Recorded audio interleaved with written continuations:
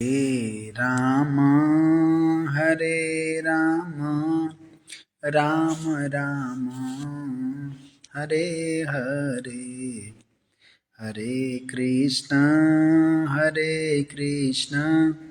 कृष्ण कृष्ण हरे हरे हरे राम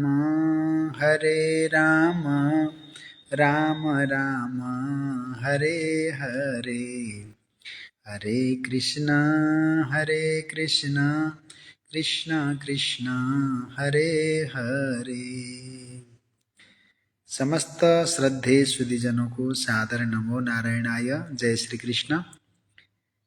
इस समय बड़ा ही सुंदर तीर्थराज प्रयाग में सदी का महान कुंभ चल रहा है और बड़ा ही हम सब बड़े सौभाग्यशाली हैं कि सनातन वैदिक परंपरा के दिव्य भाव में इतना सुंदर सानंदमय तीर्थ का भाव चल रहा है और ये हम सब के लिए बड़े गौरव का क्षण है, गौरवशाली क्षण है। मैं कुछ इस तीर्थों में किस प्रकार से जाना चाहिए, किस प्रकार से रहना चाहिए और तीर्थ सेवन का वास्तविक सनातन वैदिक परंपरा में हमारे शास्त्रों में किस प्रकार से विवेचन किया गया है, उसका थोड़ा सा निवेदन करता हूँ। देखिए महाराज, भले ही आप 40-50 करोड़ की भीड़ इकट्ठी हो जाए, परंतु नारद पुराण के उत्तरखंड में कहा गया है, अश्रद्धाधान पापार्थो नास्तिको छिन्न संशय हेतु निष्ठस्स पंचयते न तीर्थ फल भागिना। अर्थात जिसको जिस तीर्थों में जा रहा है उस तीर्थ के प्रति कोई श्रद्धा नहीं है और जो सदैव पाप में लीन है, मन से पाप करता है, वाणी से पाप करता है, बुद्धि से पाप करता है, नेत्रों से पाप का दर्शन करता है और अथवा कहीं काम क्रोध लोभ से ग्रसित जीव, उसको पापी कहते हैं, उसको पापी कहते हैं। और ऐसे पापी व्यक्ति को और नास्तिक जो है, तीर्थों के प्रति कोई केवल कपड़े पहनने से या तिलक धारण करने से होता नहीं है। तीर्थों के प्रति विशुद्ध श्रद्धा न होने वाला व्यक्ति भी नास्तिक है। और अनेक प्रकार के संशय करने वाला व्यक्ति और तर्कवादी व्यक्ति, ये 5 प्रकार के व्यक्तियों को तीर्थ फल का भागी नहीं माना गया है। तीर्थ का फल नहीं मिलता किसको? जिसको तीर्थों के में श्रद्धा नहीं है, जो पाप में रत है, जो नास्तिक है, जो संशयवादी हो, जो तर्कवादी हो, ऐसे लोगों को, ऐसे 5 प्रकार के लोगों को तीर्थ का फल नहीं मिलता है। अब दूसरा, तीर्थाटन करने वाले में क्या होता है? स्कंद पुराण के दिव्य भाव में कहा गया है, नारद पुराण में कहा गया है, गोयाने गोवदः प्रोक्तो हययाने तो निष्फलम नरयाने तदर्थम स्यात् पदभ्याम तच्च चतुर्गुणम। जिसके पैरों में चलने की क्षमता है, ताकत है, चल सकता है, और इतने पैर चलने के साधन होते हुए भी जो यान का, पहले तो गोयान माने बैलगाड़ी आदि चलती थी, अब तो कार वो हो गए हैं, तो इनका वो करता हो, ऐसे पैर में चलने के सामर्थ्य रहते हुए भी जो यान का प्रयोग करता है उसको गौवध के समान पाप लगता है। अश्वयान, घोड़े तांगे पर जाने से तीर्थ यात्रा निष्फल हो जाती है। नरयान माने पालकी में बैठकर रिक्शा आदि पर जाने से तीर्थ का आधा फल मिलता है और पैदल चलकर जाने से 4 फल की प्राप्ति होती है। और तीर्थवास करने का मतलब ये नहीं कि आजकल गए कैमरे में इधर खींच लिया उधर खींच लिया। हमारे बड़े बड़े महात्मा लोग, संत लोग कहते कि अरे देखो वो कितने सुंदर हैं। अरे भाई, वहां भगवान की सुंदरता का दर्शन करना था, जगत की सुंदरता क्या देखना है? जगत की सुंदरता को त्याग के तो बाबा बैरागी बने हम, और उसके बाद जगत की सुंदरता को देखने के लिए, जगत के ताम झाम देखने के लिए कितने बड़े बड़े लोग हमारे पास आ रहे। अरे जितने बड़े बड़े लोग आ रहे सब पाप ग्रहण करके आ रहे महाराज। हाँ, वो कोई पुण्यात्मा तो भजन करने वाला पुण्यात्मा होना चाहिए। संसार को संग्रह करने वाला तो कोई भी हो पापी है, चाहे हम भी हैं तो पापी हैं भाई, सीधी बात। तो क्या करना चाहिए था? तो तीर्थों में जाकर सदा स्नान करो, दान करो, जप करो, साधना करो। यदि तीर्थों में जाकर मनुष्य दान नहीं करता, जप नहीं करता, सदा स्नान नहीं करता, तो क्या करता है? रोग, दरिद्रता, मूकता आदि का भागी बनता है, ऐसा दोषी बनता है महाराज। तीर्थ क्षेत्रे सदा कार्यम स्नान दान जपादिकम। तीर्थ क्षेत्रे सदा कार्यम स्नान दान जपादिकम अन्यथा रोग दारिद्र्य मूकत्वात् याप्नुयान न रह। शिव पुराण के विद्येश्वर संहिता में बड़ा सुंदर भाव से लिखा है। तीर्थ क्षेत्र में जाकर जो स्नान नहीं करता, दान नहीं करता, जप नहीं करता, रोग, दरिद्रता और मूकता का भागी बनता है। व्यक्ति तीर्थों में जाता क्यों है? अपने पापों को नष्ट करने के लिए, है ना। अब वहां जाने के बाद इधर उधर के किए हुए पाप तो वहां जाकर तीर्थ में समाप्त करता है, और तीर्थ में जाकर ही पाप करने लग जाए तो क्या होगा?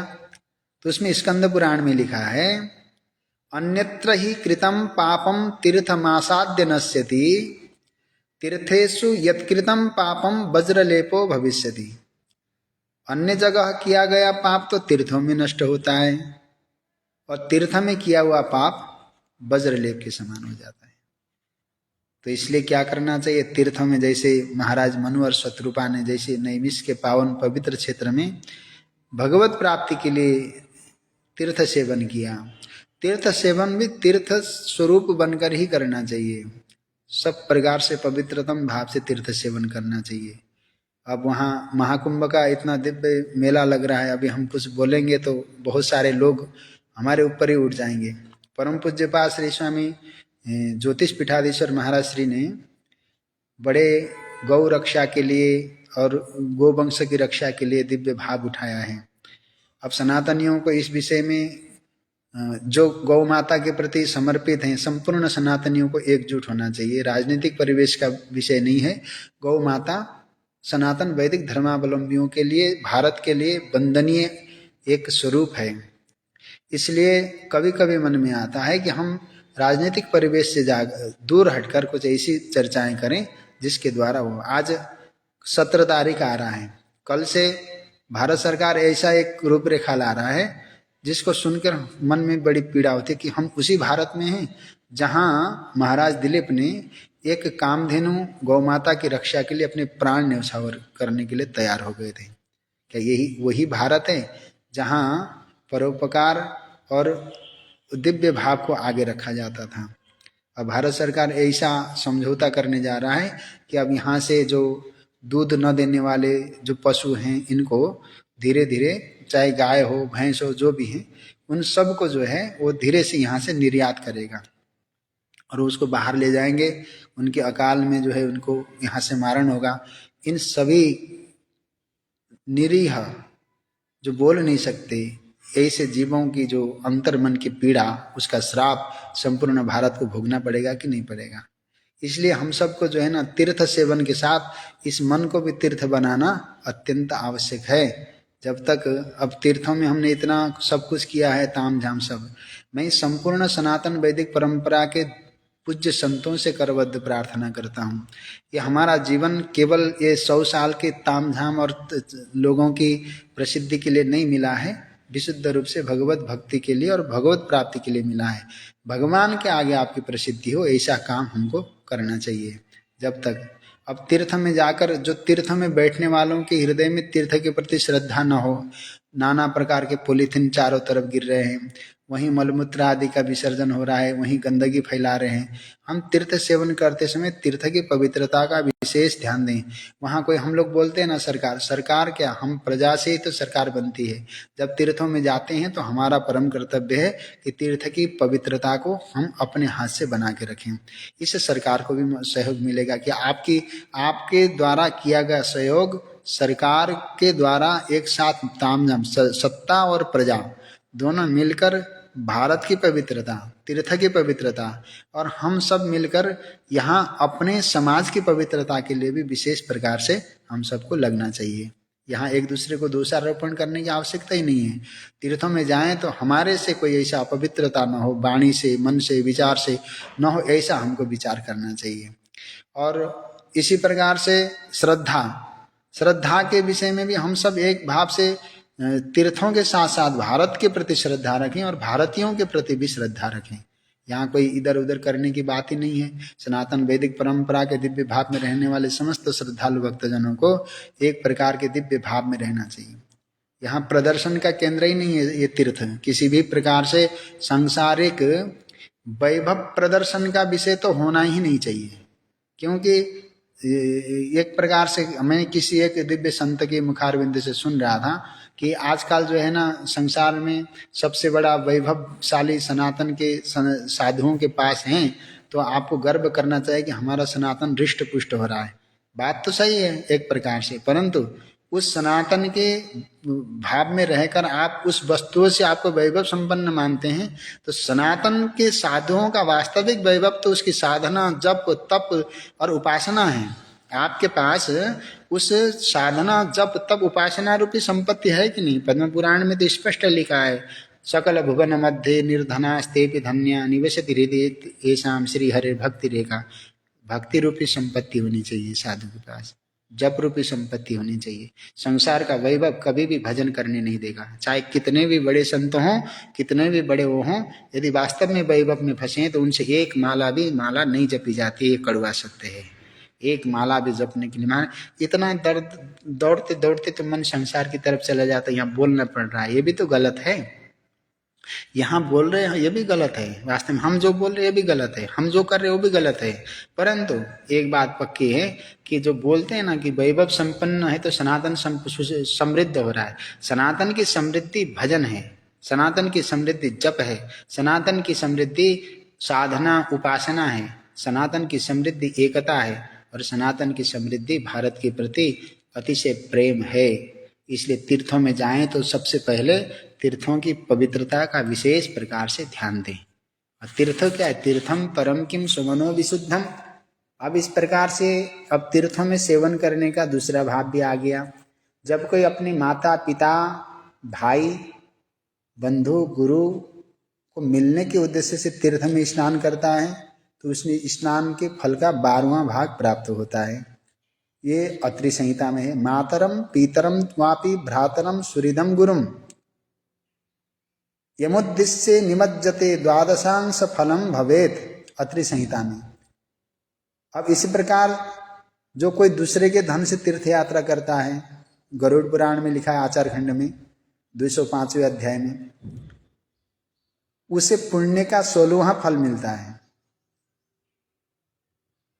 16वां अंश प्राप्त होता है। और जो दूसरे कार्य के प्रसंग से तीर्थ में जाता है उसे उसका आधा फल प्राप्त होगा। कहने का मतलब क्या है? षोडशांशम स लभते यह परार्थेन गच्छति अर्ध तीर्थ फलम तस्य यह प्रसंगेन गच्छति। तो हम तीर्थों में किस प्रकार से जा रहे हैं, किस स्वरूप से जा रहे हैं? तीर्थों की मर्यादा को हम सबको रखना चाहिए। अब एक प्रयागराज कुंभ में हमने बहुत सारी बातें, हमको भी तीर्थ का दर्शन करने की इच्छा होता है कि वहाँ क्या हो रहा है। कुछ दिव्य मनीषियाँ हैं जैसे जो वहाँ दिव्य भाव से यज्ञादि कर्म कर रहे हैं, जप कर रहे हैं, अनुष्ठान कर रहे हैं। ऐसे बड़े दिव्य भाव में तीर्थ में बड़े बड़े मनुष्य भी जप करने जाते हैं, वो गोपनीय रूप से रहते हैं। बहुत सारे संत ऐसे हैं नर्मदा तट से गए जो बिल्कुल किसी से कोई परिचय नहीं, और इतने दिव्य संत हैं कि जो साधना में साधन निष्ठ हैं। ऐसे और अन्य हमारे जो परिचित में परम पूज्य त्र्यंबकेश्वर चैतन्य ब्रह्मचारी जी महाराज और अन्य जो बड़े साधन निष्ठ जो है, बहुत तपोधन तपोपुत ऐसे दिव्यात्माओं का भी वहाँ पदार्पण हुआ है। परंतु कुछ ऐसी विकृतियाँ भी हैं जो केवल कुंभ के इसमें केवल ताम झाम से लेकर। और एक बात और मैं बता देना चाहता हूँ, चाहे सभी अखाड़े हमसे नाराज हो जाएं, चाहे हमसे कुछ भी कहें, एक बात आप लोग विशेष प्रकार से ध्यान दीजिएगा कि जब तक हम अपने क्रोध पर नियंत्रण नहीं करेंगे, लोभ पर संयमता नहीं रहेंगे और मोह पर संयमता नहीं आएगी, तब तक हम साधु बनने के अधिकारी नहीं हैं, सीधी बात। और एक अर्थ दूसरा इसमें और बता देना चाहते हैं, किसी भी स्त्री को संन्यास नहीं लेना चाहिए। और बहुत सारी स्त्रियां अखाड़े में ही दिगंबर बनकर घूम रही हैं। वो नारी शक्ति को, मातृसत्ता को बंधन करते हैं। और किसी भी साधु पुरुष, सन्यासी पुरुष को स्त्रियों को अपनी शिष्या बनाकर नहीं रखना चाहिए। ये बड़ा कड़वा शब्द तो लगेगा बहुत सारे, क्योंकि अभी नया मॉडर्न जमाना है। कहेंगे मॉडर्न जमाने से सनातन को कुछ लेना देना नहीं। सनातन अपने सिद्धांत और शास्त्र के अनुरूप चलना चाहिए। और किसी भी स्त्री जाति को संन्यास लेने का अधिकार नहीं है। और रहेंगे एक जगह तो विशुद्ध रूप से विकृति फैलेगी, और इस विकृति के कारण ही आज सनातन की विकृति हो रही। कुंभ का परम पवित्र क्षेत्र, कहीं अब शब्द आप लोग समझ लीजिएगा हम क्या कहना चाह रहे हैं, ऐसा न हो जाए कि वहाँ जो है एक प्रकार का भोग विलासिता का केंद्र बन जाए। ऐसा नहीं होना चाहिए। कभी कभी हमने बहुत 2 साल पहले कुछ सुना था कि हरिद्वार में इतनी वस्तुएं इतनी बिक्री में हुई। वास्तव में ऐसा कुछ भाव नहीं होना चाहिए। हम इस तीर्थ की मर्यादा को बना के रखें। और दूसरी बात, हम बोलते हैं ना हमारे शिष्या या हमारी शिष्या हैं या हमारे ये हैं भक्त हैं। महाराज, संसार के धन वैभव प्रतिष्ठा वाले व्यक्ति के गुलाम होने वाला कोई भी साधु वास्तव में संन्यास परंपरा की रक्षा नहीं कर सकता। वो केवल अपना भरण पोषण कर सकता है। अपना भरण पोषण करने वाला कोई भी व्यक्ति सनातन का रक्षा नहीं कर सकता। जो सनातन की रक्षा नहीं कर सकता वो किसी भी प्रकार से अन्य वस्तु, ये सनातन वैदिक परंपरा के प्रति कभी भी नहीं होता। वो केवल अपना निजी स्वार्थ के लिए सनातन की व्याख्या करता है। और साधना, भजन, जप जो है ना, ये वास्तव में भगवत प्राप्ति का केंद्र है। ये जगत प्राप्ति का कभी हो नहीं सकता।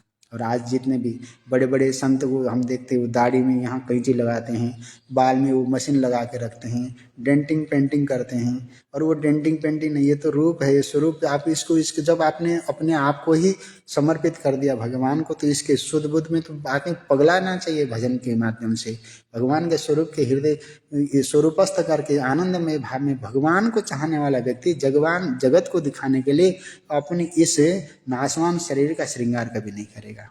ये बड़ा कड़वा शब्द है, आप लोग अन्यथा न लीजिएगा। आप सब अपने हैं, हमको तो कोई फर्क पड़ता नहीं, क्योंकि वैसे भी मुर्दे हैं, चल रहे हैं, और वैसे इतना कोई भय है नहीं हमको। परंतु जो दिख रहा है वो हमको भी कभी कभी वो कर देता है। हम बहुत सारे देखते हैं कि वो एक दिन में आगे साधु बन गई, वहाँ रह रही, उनकी शिष्या हैं। भाई, कैसा भी साधु, कितना भी तपस्वी हो, अगर कोई स्त्री जाती है तो उसके साथ उसका मन भी जो है विकृत भाव से चला जाता है। और ये चाहे कितने भी बड़े संत हों, कितने भी प्रकार के भाव हों, यदि स्त्री अगर वहाँ रहती है तो गारंटी के साथ उस साधु का किसी न किसी प्रकार से उसका सब हो जाता है। क्योंकि हम इतना वो करने का, हम अपने मन को संयमित नहीं कर पाते, कभी विचलित हो जाता है, ये जाता रहता है। क्योंकि वासना से उत्पन्न शरीर है तो वासना की ओर जाता है। और वासना की समाप्ति, निर्मलता वही होगी जब वो उपासना में लगेगा। और उपासना कोई चारों तरफ से ये सिंहासन में बैठने का या इधर उधर जाने का जो है ना, ये भूख जब तक है तब तक उपासना नहीं हो सकती। महाराज, बड़ा कड़वा शब्द है। तीर्थ का सेवन महाराज मनु और शत्रुपा की तरह करें, इसी कामना के साथ तीर्थ की मर्यादा बना के रखें। तीर्थ हमारे हैं और हम तीर्थ के हैं। ये ऐसे तीर्थ की मर्यादा प्रयागराज तीर्थ के बने, ऐसी कामना हम करते हैं। सनातन वैदिक परंपरा में भारत सरकार से करबद्ध प्रार्थना है, पशुओं की ऐसी निर्यात की जो कल्पना संकल्पना ये जो होने जा रहा है 17 तारीख को, ये बंद हो। आप तो हमारे सम्माननीय प्रधानमंत्री इतने दिव्य भाव से इनकी सनातन वैदिक परंपरा के प्रति निष्ठा है, वास्तव में उनकी निष्ठा को बंधन करते हैं। हमारे अंतर मन की इस भावना को भी समझें। किसी भी प्राणी को सर्वे भवन्तु सुखिनः, सर्वे सन्तु निरामया, सर्वे भद्राणि पश्यन्तु, मा कश्चित् दुःख भाग् भवेत् कहने वाले सनातनी हम सब हैं। किसी जीव को निरीह भाव से कहीं कटना न पड़े, मरना न पड़े, ये सम्माननीय प्रधानमंत्री महाभाग से यही करबद्ध प्रार्थना है कि आप उसके प्रति भी दिव्य भाव से चिंतन करें। सभी प्राणी को यहाँ जीने का सहज अधिकार है। ये भारत सबका है, आसमान में उड़ने वाले पक्षियों का है, जमीन में रहने वाले हम सब का है। सबका उतना ही अधिकार इस भारत में है। और आप तो उसके इस सबके एक भाव से सब में समता के साथ रखने वाले आप तो उस परम पवित्र गद्दी पर बैठे हैं। किसी प्राणी को आपके रहते हुए अगर उसको दुख होना पड़े तो आपकी अंतरात्मा कितनी दुखेगी। तो इसलिए हम सम्माननीय प्रधानमंत्री महोदय से यही प्रार्थना करते हैं कि कम से कम प्राणियों का निर्यात और उनकी बलि का जो भाव आ रहा है वो बंद हो जाए और पुनः भारत में सब में एक समवेत रूप से दिव्य भाव से झंकृत हो। पूर्ण को ये महाकुंभ की आप सबको अनंत आशीष मंगल में शुभकामनाएं। तीर्थ की मर्यादा को बना के रखेगा, भारत की मर्यादा को बना के रखेगा, भारतीय संस्कृति की परम पवित्र धारा प्रवाह शास्त्र सम्मत बन के रहे, हम सब एक आपस में परस्पर प्रेम कर पाएं, इसी कामना हमारी आपकी बनी रहे।